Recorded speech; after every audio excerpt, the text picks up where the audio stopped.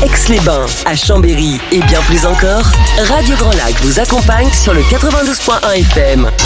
Les étudiants prennent le micro sur Radio Grand Lac. C'est Intégral Jeune, l'émission en partenariat avec l'INSEC Campus Chambéry-Savoie. Salut à tous et bienvenue dans l'Intégral Jeune, l'émission 100% étudiante de Radio Grand Lac. Je suis très heureux de vous retrouver ce matin parce qu'une fois de plus, on va avoir un programme très chargé mais aussi varié.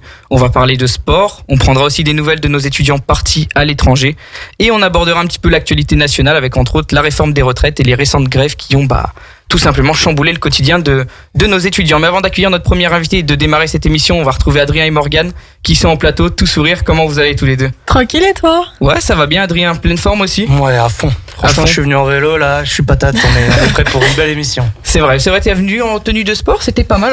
J'ai senti que t'avais un peu pulsé et envoyé en vélo. Exactement. Adrien, notre spécialiste sport que vous retrouverez tout à l'heure, et Morgane qui nous fera son éternelle chronique culture. Et pour démarrer, on va voyager et puis on va accueillir tout de suite Mathis qui est étudiant en 3e année de bachelor à l'INSEC et qui lui est parti en Espagne, mais pas cette fois-ci pour ses études ou pour faire un échange, mais bien pour travailler puisqu'il est pris en stage dans une entreprise en Espagne. Mathis, est-ce que tu nous entends ? Comment tu vas ? Oui, super, je vous entends, je vais super. C'est exactement ça, je suis en stage à l'étranger un peu. Alors comment ça se passe là au niveau des températures ? Toi tu dois quasiment être en été déjà là, non ? Il doit faire 23 degrés, tout soleil, tu dois être bien, non ? C'est ça, je suis en été déjà depuis 2 semaines, je suis sur du 27 degrés du coup depuis 2 semaines et je vous plains. Non, nous ça va, pour une fois aujourd'hui il y a le soleil, il fait un peu frais, il y a un peu de vent, mais ça se passe. Mathis, toi tu as décidé donc du coup de terminer ton cursus scolaire avec un stage en Espagne. Raconte-nous un petit peu comment ça s'est passé. Comment est-ce que tu as trouvé l'entreprise et pourquoi ce choix de partir à l'étranger ? Ouais, pour parler de l'entreprise un peu, moi j'ai commencé à faire mes stages durant ma première année de lycée que j'avais trouvé en me déplaçant et ensuite j'ai pu refaire un stage en 2e année de 2 mois sur le 2e stage et pour approfondir la chose, durant cette 3e année, j'ai décidé de me donner un nouveau défi, d'en parler avec l'entreprise. C'était de me déplacer en Espagne, vu qu'ils ont aussi un siège en Espagne, à Cadiz, et dans la région andalousienne. Ok. Et du coup là,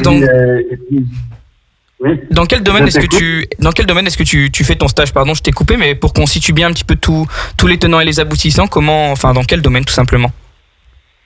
Alors je suis dans le domaine du sport, c'est une plateforme de mise en relation qui va mettre en relation les joueurs, les clubs, que j'entends par club, ça s'appelle directeur sportif, cellule de recrutement, coach, et les agents. Et nous, on est là pour faire un peu la mise en relation et les intermédiaires entre tout ça pour que dans le monde du basket et dans le monde du hand, tous les acteurs puissent se rencontrer. Ok, donc là tu l'as plus ou moins dit, toi tu as fait donc tous tes stages, tu les as fait dans cette même entreprise, si j'ai bien compris ? C'est ça, mes 2 premiers stages de 2 mois, je l'ai fait dans cette entreprise. Et là, 6 mois, j'ai voulu faire 3 mois en France et 3 mois en Espagne.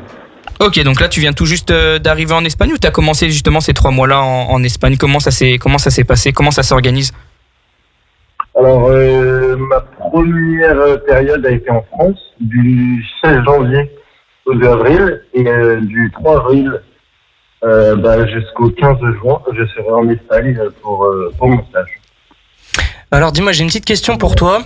Quels sont les avantages que tu retrouves sur le fait de travailler à l'étranger par rapport à... J'imagine que comme tu es en B3, tu avais déjà eu des expériences en France. C'est quoi qui fait la différence ? Est-ce que tu trouves des choses qui sont peut-être mieux que dans notre pays à nous ? Je suis allé en Espagne justement pour découvrir une nouvelle culture, un peu un nouveau climat où la mentalité est différente, vraiment différente, où...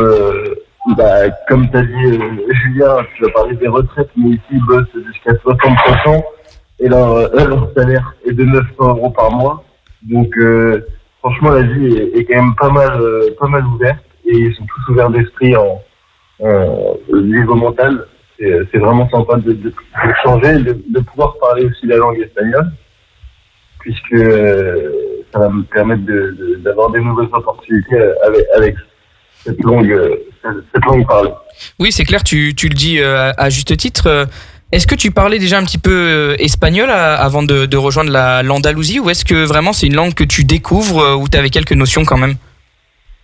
Ah, c'est long, vous avez quelques notions quand même, mais je suis pas espagnol du tout, donc forcément, le temps de se mettre en route. Et moi, au bout de 2 semaines, là, je commence à commencer un changement et de pouvoir découvrir, à pouvoir parler en espagnol. Ok, j'ai fait le collège et le lycée en LV d'espagnol, mais bon, rien ne vaut. C'est pas la même chose. 3 mois d'Espagne.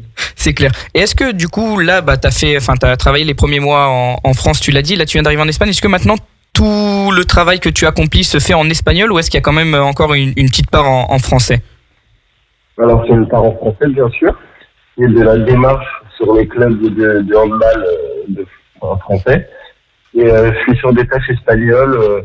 Par exemple, la semaine dernière, on est allé dans un incubateur à Cadiz, où plein de nouvelles entreprises étaient là, et c'est aussi pour me former et pour découvrir de nouvelles personnes en Espagne, pour trouver des contacts. Donc, je suis sur des tâches françaises et ensuite sur des tâches espagnoles pour apprendre tout simplement. Ok. Et une journée type pour toi en stage, parce que tu as parlé un petit peu de ce que faisait ton entreprise, etc. Mais ça donne quoi? Qu'est-ce que tu fais tout au long de la journée et comment s'organise ton emploi du temps? Alors, une journée type pour moi, c'est déjà mes horaires, c'est 9h, 14h en Espagne et 15h, 17h. Donc ça change par rapport à la France où c'était 9h midi, 14h, 18h. Mais ma journée type, c'est j'arrive au bureau, je me mets en place, comme tout le monde. Ensuite, je contacte tous les nouveaux inscrits qui sont sur la plateforme, qui sont dans le hand, bien sûr, vu que je m'occupe de la partie hand sur la plateforme. Par jour, j'ai entre 1 et 2 rendez-vous avec des clubs où je présente la plateforme, je la vends. Ensuite, j'ai un CRM à mettre à jour perpétuellement et de faire des bases de données sur Excel, sur tous les joueurs qui peuvent appartenir à une ligue, etc., où je peux suivre justement les joueurs, les coachs, qu'est-ce qu'ils font, et les démarcher pour qu'ils puissent s'inscrire sur la plateforme. Ouais, c'est intéressant ce que tu nous expliques. Est-ce que c'est vraiment un domaine où toi tu voulais évoluer plus tard, ou est-ce que entre guillemets l'entreprise tu l'as trouvé comme ça par hasard et au final t'as accroché, ou c'est vraiment un projet qui s'inscrit dans ce que tu veux faire plus tard et dans la longévité? Justement, c'est mon 3e stage, donc je pense qu'un stagiaire qui reste autant de temps, il est un peu maso, mais franchement, je voudrais bien faire ça plus tard.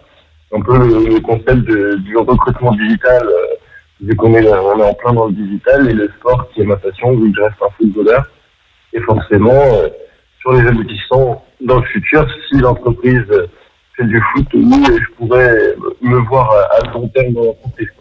Alors tu parles justement de foot. Toi, tu jouais au Chambéry Savoie Foot avant de partir en Espagne. Est-ce que toi, tu as pu retrouver un club, ou est-ce que tu joues toujours là-bas, sachant qu'en plus le football c'est hyper développé en Espagne et c'est le sport un petit peu phare du pays?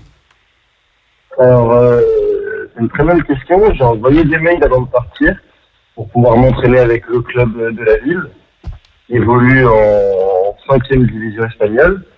Et sans réponse, du coup, je me suis présenté là-bas et je commence les entraînements à partir de vendredi soir. Donc c'est quand même intéressant. Et justement, je vais pouvoir pratiquer juste seulement les entraînements en accord avec le club de Chambéry, en accord avec le club de Porto UNC, si je ne me trompe pas. Et du coup, je vais pouvoir m'entraîner et garder ma forme tout au long de mon stage. Ouais, c'est cool. Et puis tu me disais aussi hors antenne que tu avais pu un petit peu faire du surf, non, c'est ça? C'est ça. Ma journée type, et après le boulot, du coup, après ma journée type, je vais à la plage souvent faire du surf. Je vais aller faire 4 fois du surf. Je finis ma journée de travail à 18h30. Je vais faire 1h30 de surf. Et du coup, c'est cool. Bon alors dis-nous tout, je sais que maintenant t'en es qu'au début de ton aventure espagnole, donc t'as pas encore, on va dire, pu tout découvrir, mais est-ce que tu te projetterais, toi, en tant que travailleur à l'étranger dans l'avenir, vraiment te poser à l'étranger et plutôt ne pas travailler en France? C'est une très belle question. Après, je suis plutôt un profil qui s'adapte et qui aime bien bouger, qui est assez libre. Donc, je sais pas encore ce que j'en ai fait, mais je suis pas du tout je refuse pas du tout une proposition à l'étranger si le travail me convient, et je la prendrais du même pied que si c'était une offre française qui pourrait m'intéresser. Et après, tout dépend du climat, mais oui, j'aime bien voyager, donc cela pourrait faire partie des projets. Tu guettes les opportunités. Exactement. Alors, tu as parlé enfin, tu as dit que tu étais un profil qui s'adaptait énormément, et justement, ça m'amène à la prochaine question. Comment s'est passé tout simplement ton adaptation en Espagne? Donc là, tu l'as dit, tu travailles dans la même entreprise, donc j'imagine que ça a été un peu plus simple pour toi de faire la transition. Donc, comment ça s'est passé le premier jour où tu es arrivé dans l'entreprise, où j'imagine tu as travaillé avec des personnes qui parlent peut-être que espagnol? Raconte-nous un petit peu ces débuts-là dans l'entreprise. C'est ça.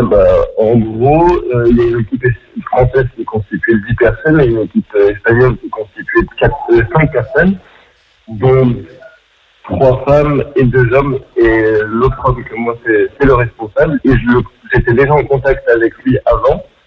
Et au fur et à mesure, j'ai commencé à rentrer en contact avec la team Espagne. Et avec la team Espagne, du coup... c'est tout en espagnol, donc si tu comprends pas...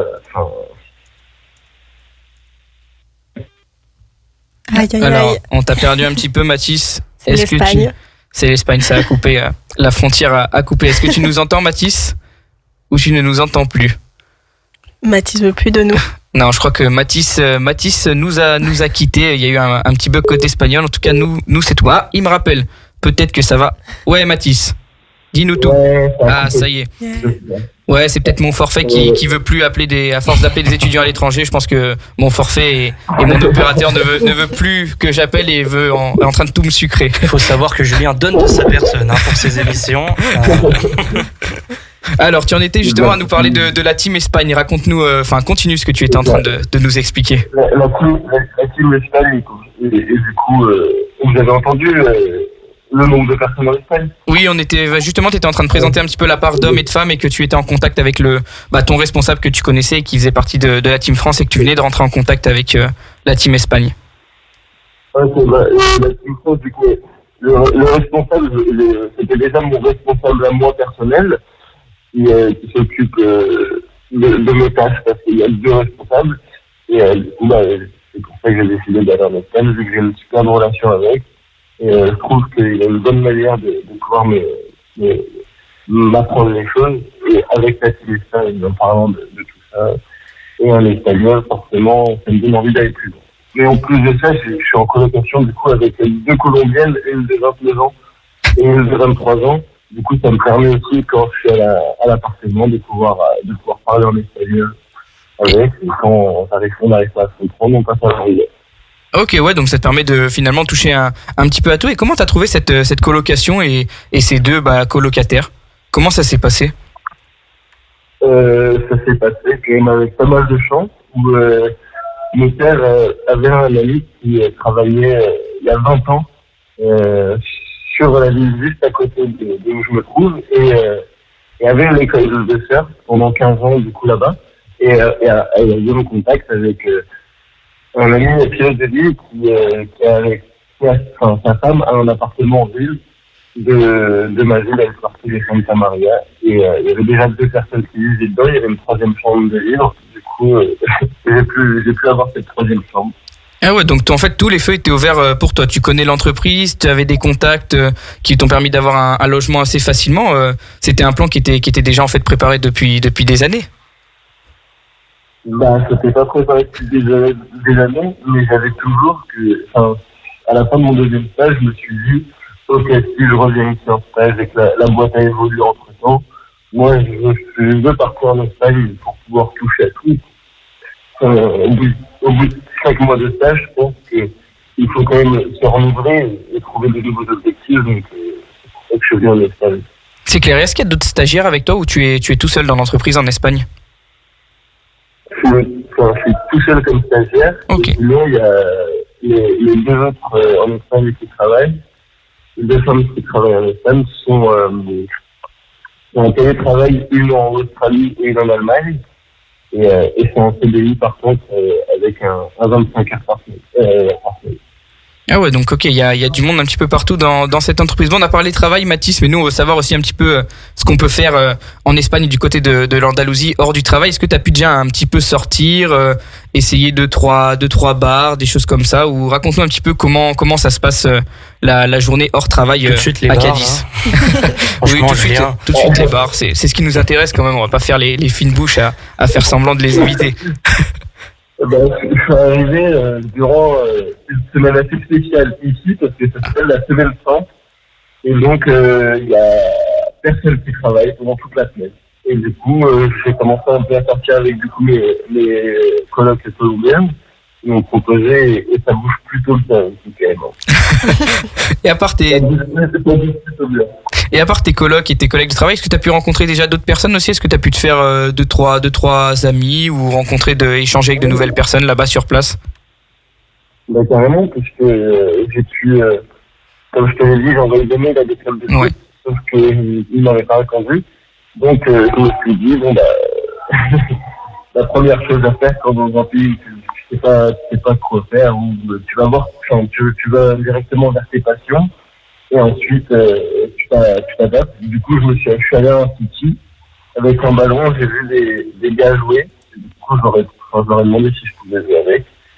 Et du coup, là, je suis dans une équipe et jeudi, il y a un tournoi de 18h30 à 21h30. Et du coup, je fais un petit tournoi de foot avec les gars espagnols. Ouais, donc le sport, ça facilite aussi ton intégration. Là, on voit bien l'image du sport fédérateur et tout, c'est top. Mathis, petite question piège. Maintenant que t'es parti en Andalousie, est-ce que quand même tu veux revenir en Savoie ou toi tu veux rester là-bas maintenant? Ça dépend de la saison. Mais là, pour l'instant, j'ai vraiment pas envie de revenir. Bon, bah, c'est clair, au moins. Au moins c'est clair, ouais, c'était cash direct. Est-ce que Morgane et Adrien... Ouais, vas-y Mathis, excuse-moi.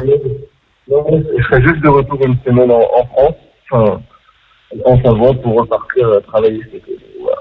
Ok, ouais, donc sympa. Et après, est-ce que tu t'as prévu déjà la suite? Repartir en Espagne, peut-être retourner en Andalousie après avoir travaillé l'été ou non, c'est pas encore en projet?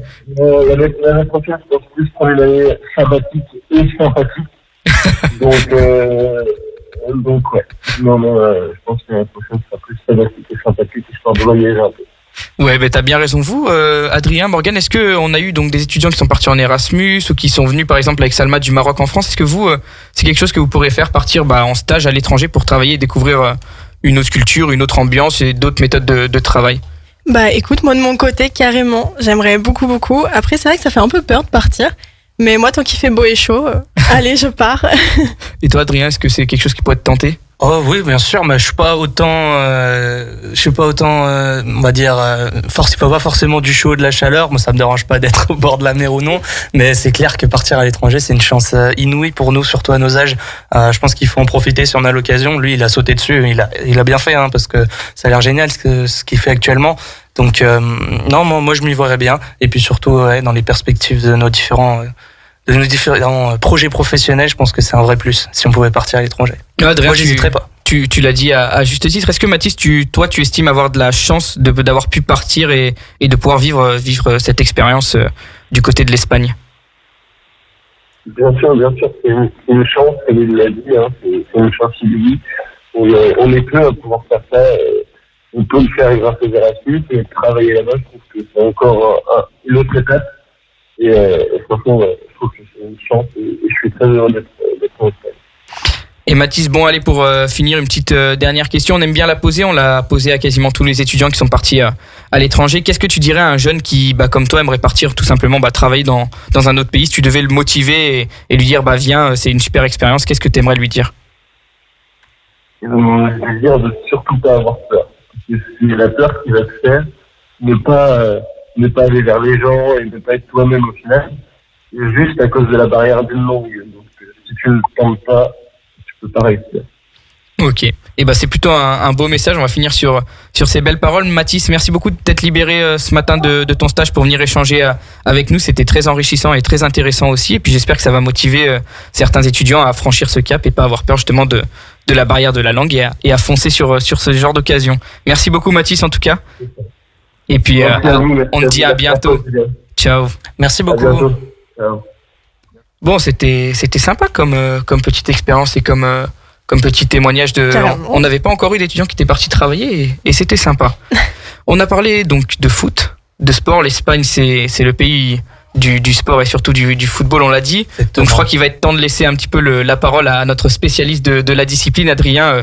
C'est parti, le plateau est à toi. Et en plus, je crois que tu as voulu changer un petit peu le format de ta chronique ce mois-ci. Exactement. Bon, on était un petit peu redondant, on va dire, sur ces dernières émissions. Alors je me suis dit, comment on peut innover ? Je vais vous proposer aujourd'hui, avec autant d'humilité que je peux, des petites destinations et des petits rendez-vous auxquels vous pourrez assister pour égayer vos journées et vos week-ends dans les semaines qui viennent. Alors tout d'abord, c'est la team Chambé qui reçoit le FC Nantes ce vendredi 21 avril à 20h. Mais alors là, ce choc de très haut niveau sur le haut de tableau entre le 3e et la 4e de la Star League, elle va vous offrir une ambiance volcanique, vraiment. Alors si vous êtes d'humeur à encourager les Chambériens, moi je peux que vous donner rendez-vous ce vendredi soir au Phare pour vivre un grand moment de sport local.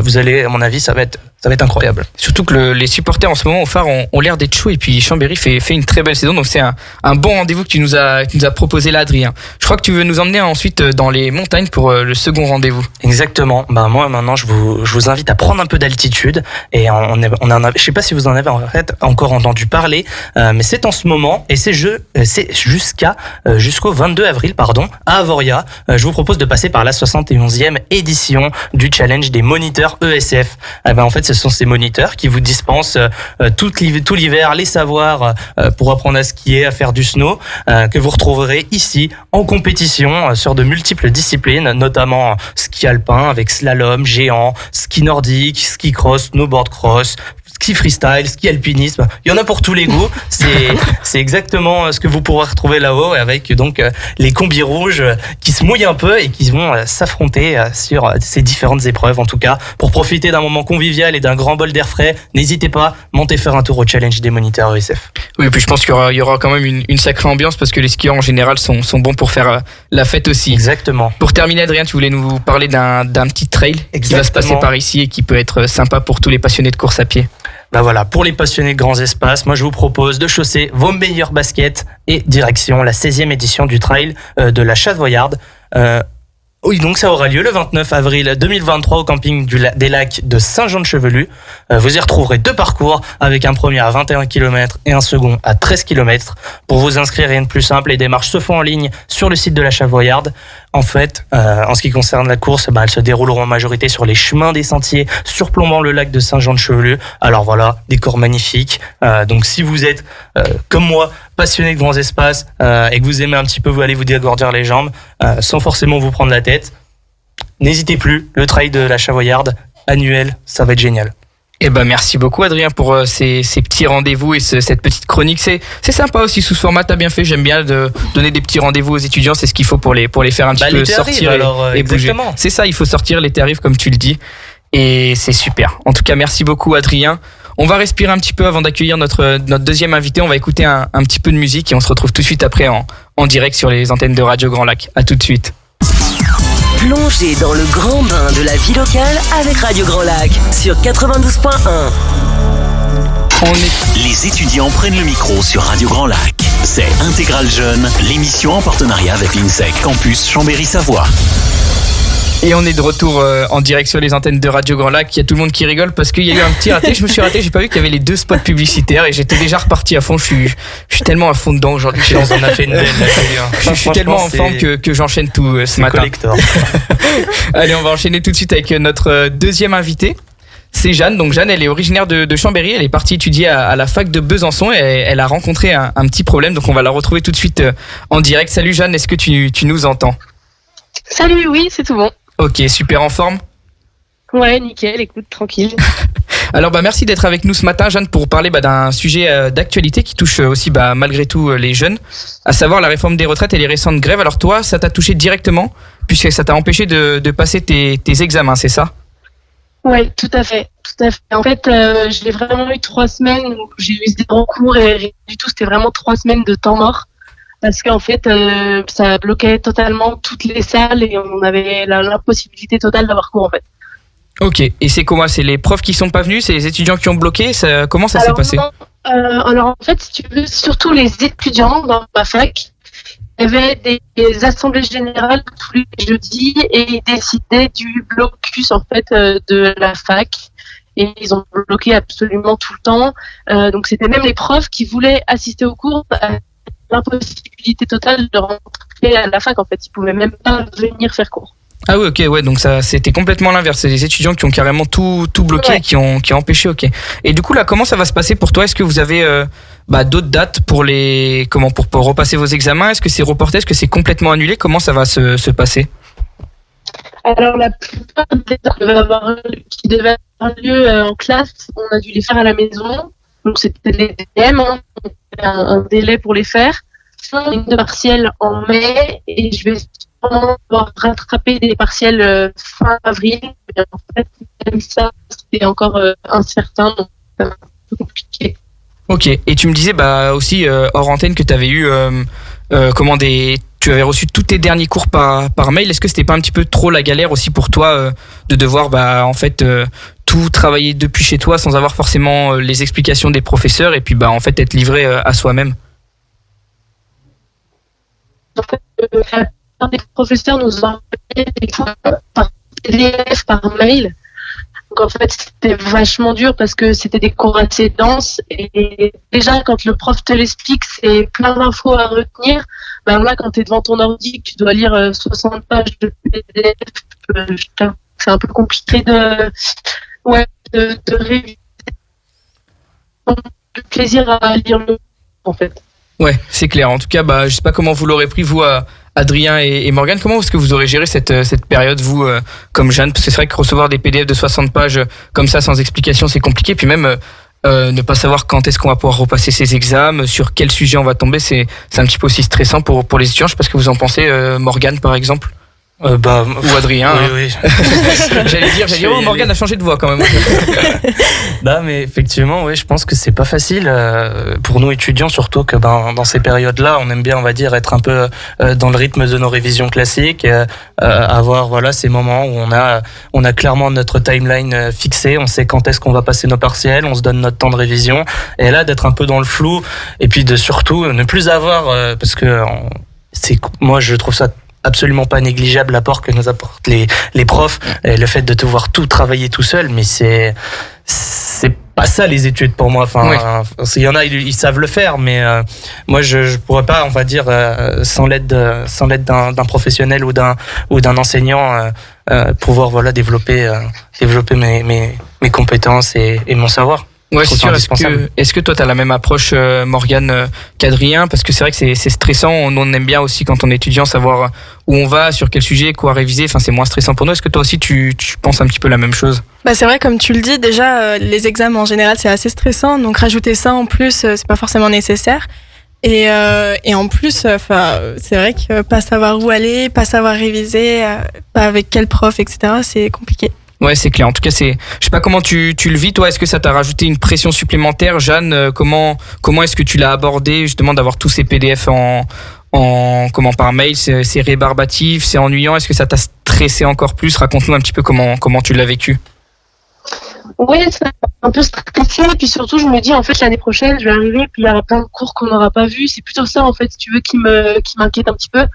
Parce que l'année prochaine, je vais arriver et il y a des choses que j'étais censée avoir vues qu'on n'aura jamais étudiées en fait. Et j'ai peur que là, il y a un petit peu des petites lacunes.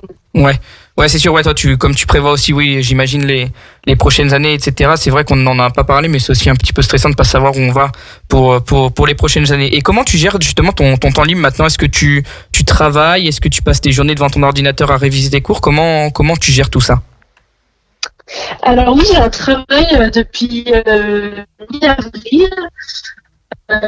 Depuis début avril, j'ai un travail. Du coup, en fait, quand j'ai un peu de temps de travail, je fais mes DM, je révise un peu. Mais je travaille toute la journée, donc c'est un peu dur aussi là-dessus de gérer mon temps. Mais écoute, je m'en...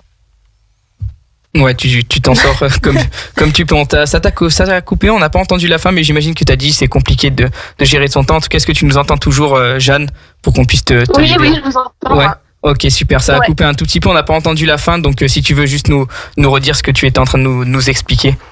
Oui, bien sûr. En fait, c'est surtout que du coup, je travaille mes cours au travail quand j'ai un peu de temps devant moi. Quand c'est assez calme au travail, j'en profite pour travailler mes cours. Ouais. Donc, tu arrives quand même à mélanger les deux, mais c'est vrai que ça te fait des journées assez chargées, Ouais. j'imagine. Ouais, tout à fait. Ok. Et bah, Jeanne, t'as une question, Adrien? Ouais, je voulais simplement savoir, après au niveau de la communication de ta fac, comment on va dire, est-ce qu'ils réagissent un petit peu les profs, j'imagine qu'ils communiquent pas mal avec vous, mais après l'établissement, enfin la fac en elle-même, est-ce qu'elle arrive à vous donner des news régulièrement? Est-ce qu'elle arrive à gérer voilà cette situation et à pas vous laisser trop dans le flou malgré tout? Une question, ça n'est vraiment pas la meilleure communication. On a beaucoup de cours, on savait d'avance si on avait cours ou pas, donc on se fac, on voyait que c'était en avance. Et le doyen de notre fac, pareil, il communique très mal aussi, et en plus, lui, il était pour les blocus, donc en fait, il a vraiment pas très bien communiqué sur les examens notamment, donc c'est plutôt les profs qui nous ont un peu aidés, mais ça a été compliqué la communication, ouais. Ouais, c'est clair. Bon, en tout cas, ouais, tu vis une période compliquée. J'imagine qu'il y a d'autres étudiants qui sont dans le même cas que toi. En tout cas, merci beaucoup d'être venu ce matin témoigner là-dessus et nous partager un petit peu ce que tu as vécu et ton expérience. Écoute, n'hésite pas à nous donner des nouvelles, surtout comme ça, comme on est une émission étudiante, ça fait toujours plaisir d'avoir des nouvelles des étudiants et nous informer de comment ça se passe. Et puis on va te laisser retourner travailler surtout, puisque tu t'es libéré exprès pour nous, c'est super gentil. Ouais, avec plaisir, c'est avec plaisir, il n'y a pas de souci. Merci à vous. Merci à toi, Jeanne, à bientôt. Merci beaucoup. Merci, Au revoir. à bientôt. Au revoir. Et on va enchaîner avec un petit peu de culture. En tout cas, ouais, c'est vrai qu'on n'a pas souvent parlé de ce quotidien avant qu'on enchaîne avec Morgane, mais c'est vrai que c'est quand même pas facile pour ces étudiants, ce genre de situation. Ouais, c'est bien Morgane, d'en parler. c'est clair. Tu vas nous présenter des choses un peu plus joyeuses, un peu Et plus oui. festives. Donc, je te laisse le plateau. La parole est à toi. Ton micro est tout ouvert. Les auditeurs t'écoutent avec attention. Quelle pression! Et oui, c'est le printemps, les fleurs bourgeonnent, les oiseaux chantent et les événements culturels et festifs fleurissent aussi dans toute la région. Que vous soyez plutôt fan de musique, d'humour ou d'imitation, vous allez être vraiment servi ce mois-ci. Et tout d'abord, le mercredi 10 mai, l'un des humoristes les plus renommés en France débarque à Annecy. Il s'agit de sans aucun doute de Gad Elmaleh, un des humoristes les plus talentueux et aussi un showman hors pair. En effet, Gad Elmaleh sait comment mettre l'ambiance dans une salle, faire participer le public et comment faire oublier tous nos soucis pour quelques heures. Alors si vous voulez passer une soirée de folie, n'hésitez plus, réservez vos places pour le spectacle de Gad Elmaleh le mercredi 10 mai à Annecy. On a parlé d'humour avec Gad Elmaleh. On continue dans le même thème, toujours avec les rires, mais cette fois dans un autre registre. Et oui, carrément, le vendredi 21 avril à Aix-les-Bains, préparez-vous à rire aux éclats grâce au talent inimitable de Marc-Antoine Lebray. Cet imitateur hors pair est également un humoriste de génie, l'homme aux 1000 visages, capable d'imiter à la perfection toutes les personnalités les plus connues de notre époque. Ça passe de Cyril Hanouna à Jean-Luc Reichmann en passant par François Hollande. Il sait parfaitement reproduire leur voix, leur accent, leur comportement. Bref, ne ratez pas cette occasion en or et réservez vite vos places pour ce vendredi à Aix-les-Bains. Et puis pour terminer, on va clôturer cette belle chronique avec un petit peu de mentalisme, si je ne dis pas de bêtises. Et oui, si vous êtes prêts à rentrer dans l'univers fascinant de l'esprit humain, de découvrir les mystères les plus profonds, si oui, vous n'êtes... je n'arrive plus à parler, écoutez, je n'arrive plus à lire. Ça arrive.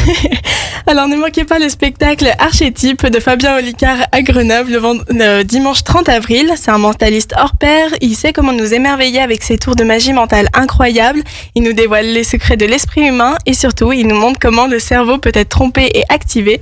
Bref, vous serez captivé par sa présence charismatique sur scène et sa capacité à créer une ambiance électrique dans la salle. Alors si vous voulez passer une soirée inoubliable et découvrir les secrets de votre propre esprit, ne manquez pas le spectacle de Fabien Olicard le dimanche 30 avril à Grenoble. Moi je vais prendre un cours d'orthophoniste. Non, faut pas dire ça, ça arrive à tout le monde. Bois un coup d'eau, ça ira bien. Ça va bien se passer. La radio, c'est fait pour ça. Adrien, toi, qu'est-ce qui t'a le plus chauffé sur ce petit programme? Gad Elmaleh. Gad Elmaleh, J'adore Gad Elmaleh. T'es un fan d'humour, un fan de Gad? Ah, franchement, si c'est pour, c'est même pas une histoire de débrancher le cerveau, mais c'est juste passer un moment et vraiment à la fin, on va plus avoir de voix tellement on aura ri. J'adore ce mec. Et toi, Morgane, tu prépares ta chronique, etc. Mais est-ce qu'il y en a un événement plus que les autres qui te fait envie ce mois-ci? Eh ben, je vais accompagner Adrien. Je vais aller voir Gad aussi, je pense. C'est ce qui m'attire le plus. Des grosses barres. On va aller se taper des grosses barres avec Gad et on emmènera toute l'équipe de Radio Grand Lac. On va respirer un petit peu le temps d'appeler notre dernier invité. Et puis on va écouter un petit peu de musique encore une fois sur Radio Grand Lac et on se retrouve tout de suite après. À tout de suite. Les étudiants prennent le micro sur Radio Grand Lac. C'est Intégral Jeune, l'émission en partenariat avec l'INSEC Campus Chambéry-Savoie. On est de retour en direct sur Radio Grand Lac et cette fois pas de raté. J'ai bien pris connaissance des jingles, Il etc. apprend ses erreurs, c'est bien. C'est beau, j'ai tout de suite rectifié le tir, c'est cool. En tout cas, on va enchaîner avec du sport. Adrien, tu l'as plus ou moins amorcé, on va parler de trail et pour ça, on accueille Louis Travaillot qui est étudiant à l'INSEC mais qui fait aussi du trail running. Salut Louis, est-ce que tu nous entends? Salut, ouais, je vous entends, nickel. Parfait. Ouais, en pleine forme Louis? En forme. Alors pour la petite histoire, Louis il devait nous rejoindre en plateau mais il avait un petit rendez-vous ce matin chez le médecin qui a pris plus de temps que prévu et du coup pour pas qu'il aille à toute vitesse sur la route, on lui a dit qu'on ferait par téléphone mais c'est sympa de pouvoir te libérer quand même Louis et d'être avec nous ce matin. Ouais, c'est ça, avec plaisir. Alors toi, on l'a dit dans l'introduction, tu fais du trail. Comment t'es venu cette affinité avec cette discipline? Comment est-ce que tu t'es mis au trail et qu'est-ce qui t'a donné envie de commencer? En fait, depuis tout petit, je suis passionné de sport en général et j'ai touché à beaucoup de sports, mais j'ai toujours eu un attrait pour la montagne, pour les grands espaces et ouais, j'aime bien, j'ai toujours aimé jouer dehors, quoi. Et une année, c'est mon oncle qui a couru une des courses de l'UTMB, donc une des courses les plus reconnues mondialement à Chamonix, et on allait les voir avec ma famille. Et puis ça m'a directement donné envie. Et en fait, c'est depuis un peu que j'ai vécu ces premiers frissons à Chamonix en encourageant ma famille que je me suis dit que c'était ce sport que je voulais faire, quoi. Et est-ce que tu as directement commencé par le trail ou est-ce qu'avant tu as par exemple fait un peu d'athlétisme ou d'autres sports? Parce qu'on sait qu'il y a beaucoup de trailers qui passent par l'athlé au début ou qui font un peu de cross ou etc. Toi, t'es vraiment parti directement dans le trail? Ouais, moi je fais partie de la partie des trailers qui ont pas de base en club d'athlétisme et qui sont directement passés sur les sentiers. Donc j'ai plus ce côté amour de la montagne et qui m'a amené au trail que l'amour de la course à pied pur qui m'a amené au trail en fait. Tu parles de grands espaces, de passion pour la montagne, etc. Est-ce que finalement quand tu cours en montagne, que tu fais du trail, que tu te retrouves sur les pics et dans les forêts, dans les sentiers, tu te sens un petit peu libre et tu te retrouves avec toi-même et c'est ça qui te plaît aussi? Ouais, oui, c'est clair. C'est un sentiment vraiment de liberté.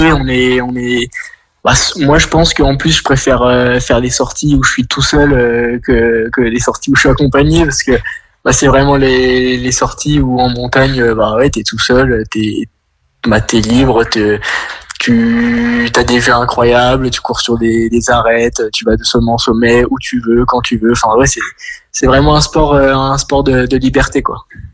Bon, salut Louis, c'est Adrien. C'est pas la première fois que je t'entends parler de trail, mais je te pose quand même la question. Je sais que t'es très exigeant avec toi-même, que t'as vraiment une grande force comme ça de travail derrière toutes tes compètes. Raconte-nous un petit peu, voilà, comment toi tu te prépares, qu'est-ce qui caractérise ta routine d'entraînement? Ma routine, cette année là en étudiant à l'INSEC, j'avais des cours, du coup on avait des horaires aménagés pour les sports études, et donc en fait on avait des cours que les matins et tous nos après-midi étaient consacrés à l'entraînement, à la récupération et à tout ce qui enveloppe le trail.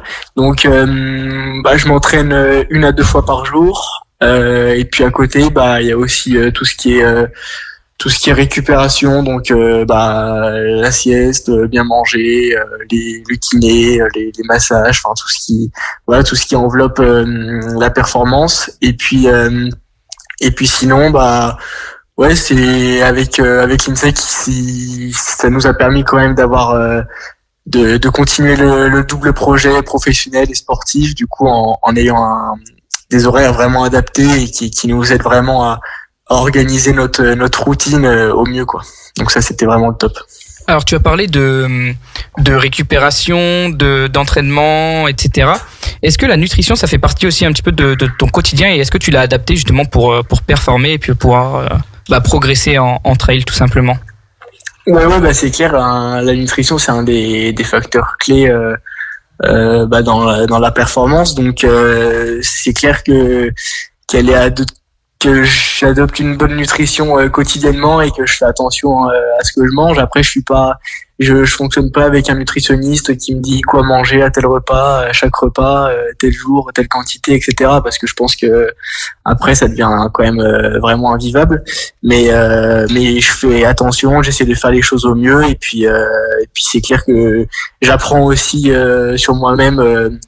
Au fur et à mesure des expériences et puis voilà, j'essaie de faire au mieux en prenant des conseils un peu de partout, en m'informant moi aussi de mon côté et puis mais sans que ça devienne quelque chose qui peut devenir dérangeant dans la vie quotidienne, quoi. Donc c'est quand même malgré tout important pour toi de garder un certain confort dans ta vie malgré cette envie que tu as de performer dans ton sport. Ouais, bah oui, parce que moi je veux performer, mon objectif c'est de gagner des grandes courses, etc.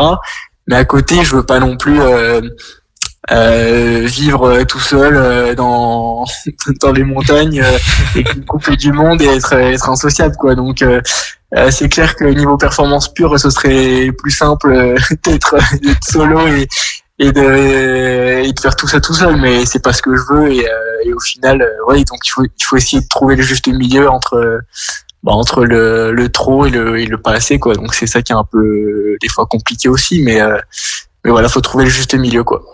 Alors tu parles de juste milieu, mais qu'est-ce qui est important en fait en trail pour performer? Est-ce que c'est la préparation physique? Est-ce qu'il y a un côté mental qui est plus important justement pour tenir sur la longueur et face aux difficultés? Quelles sont les qualités un petit peu qu'il faut avoir pour être un bon trailer entre guillemets?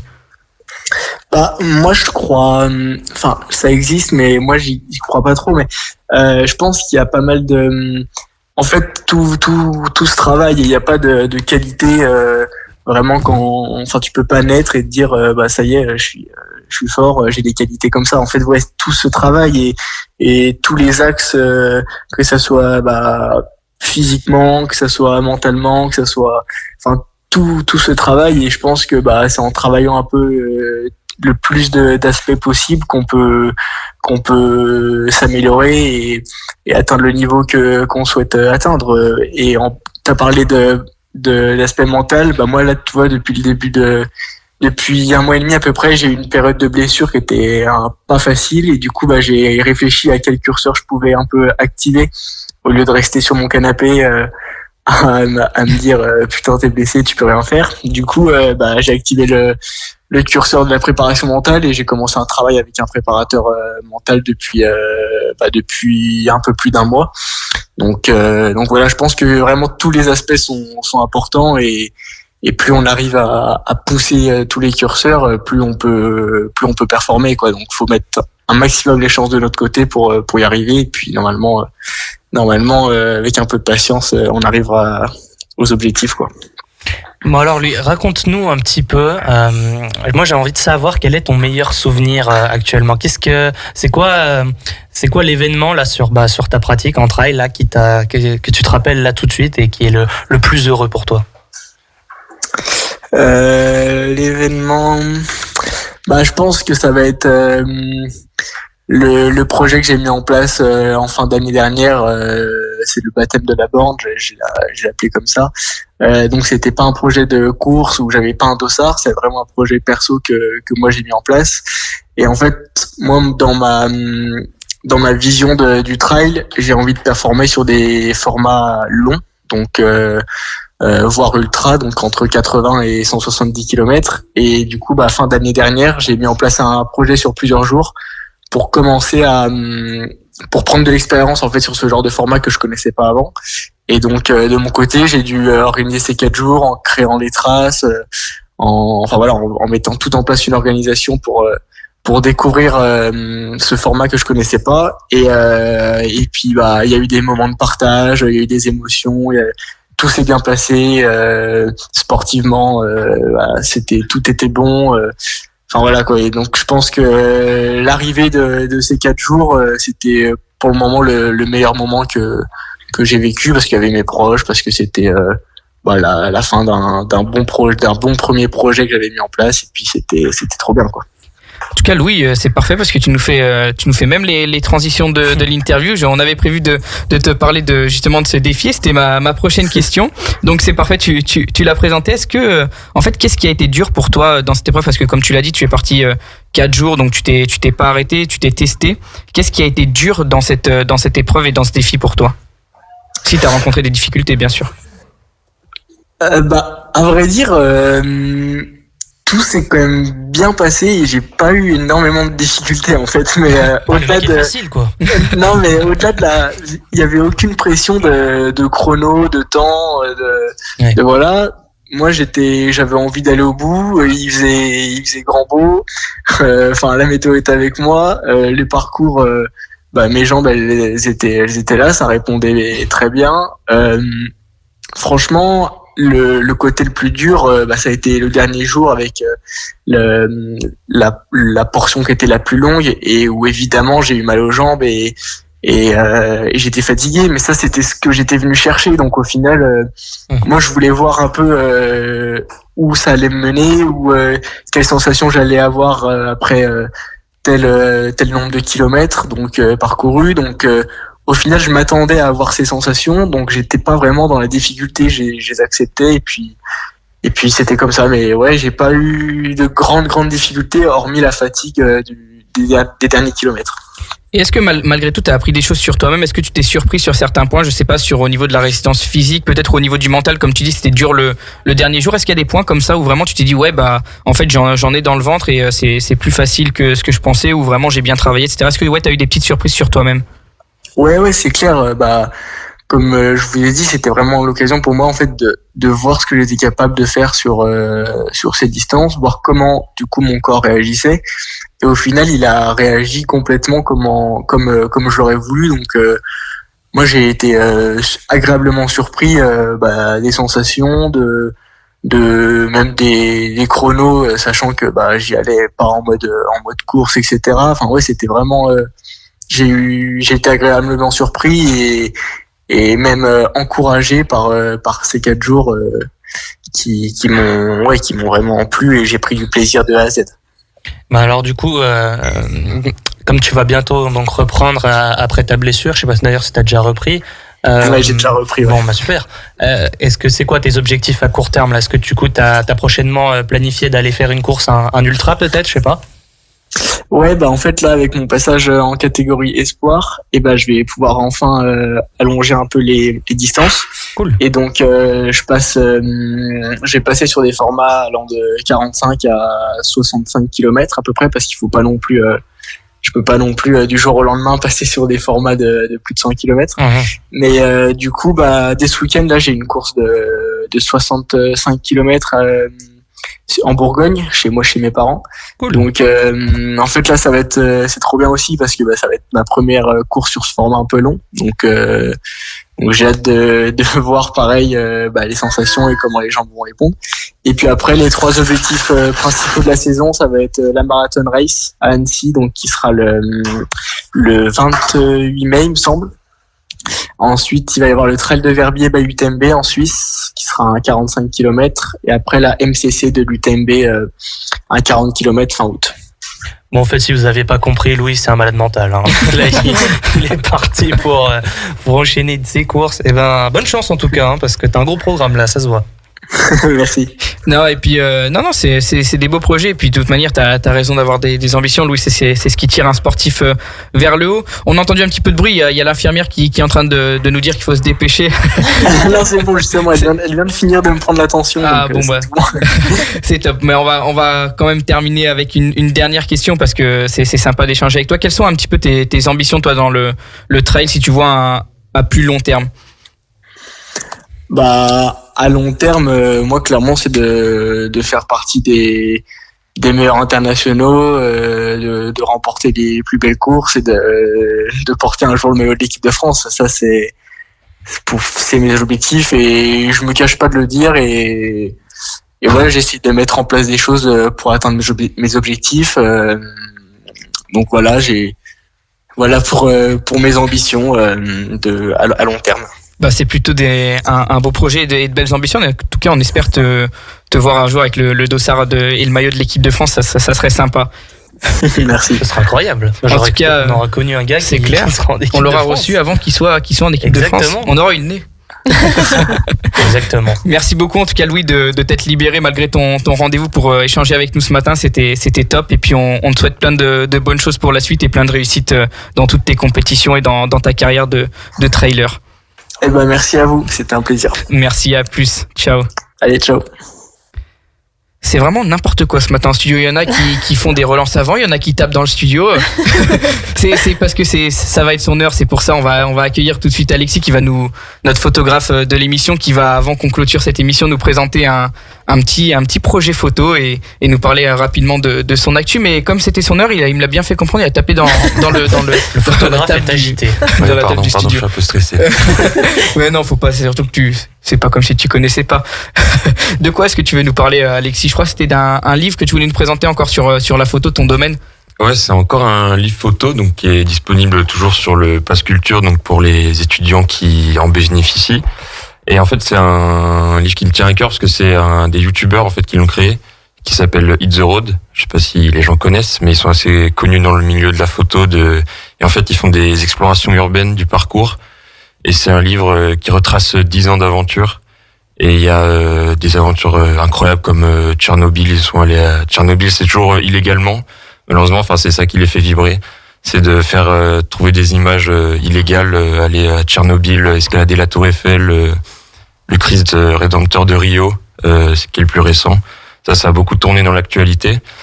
Et voilà, c'est vraiment ils retracent toute leur aventure.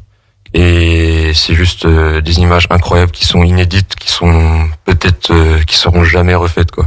Et ben en tout cas les passionnés de photo, vous savez ce qu'il vous reste à faire. Merci Alexis pour ce bon plan. Au niveau de ton actualité, qu'est-ce que ça donne en ce moment? Où est-ce que pour qui tu travailles? Où est-ce que tu vas prendre des photos en ce moment? Dis-nous un petit peu. Alors moi je suis en stage avec chez Projet Photo, qui est un auto-entrepreneur qui réalise toute la création de contenu pour l'INSEC. Et du coup là ça fait déjà 3 mois et demi que je suis avec lui, tout se passe bien. Et il y a encore jusqu'en juillet, on fait un peu de tout. Et voilà. Ok. Et ben merci beaucoup Alexis pour ce bon plan. Merci et puis, à toi. Toujours et puis l'œil avisé pour les bons plans photo. C'est ça, c'est l'œil, les yeux de la photo, j'ai envie d'appeler cette chronique. ça sonne bien en tout cas, merci beaucoup. Et puis Alexis, c'est vrai qu'il fait un travail de l'ombre. On le voit pas souvent, on l'entend pas souvent au micro, mais il est toujours derrière nous pour nous faire de jolies photos et puis pour alimenter tous nos réseaux sociaux. Donc merci pour ton travail, merci pour cette belle chronique Alexis. Bon, c'était encore une belle petite émission. Merci à Adrien, merci Morgane d'avoir été là. Merci à toi, c'était génial. Et puis merci à tous de nous avoir suivis. On va se quitter tout de suite avec le journal de Maxime.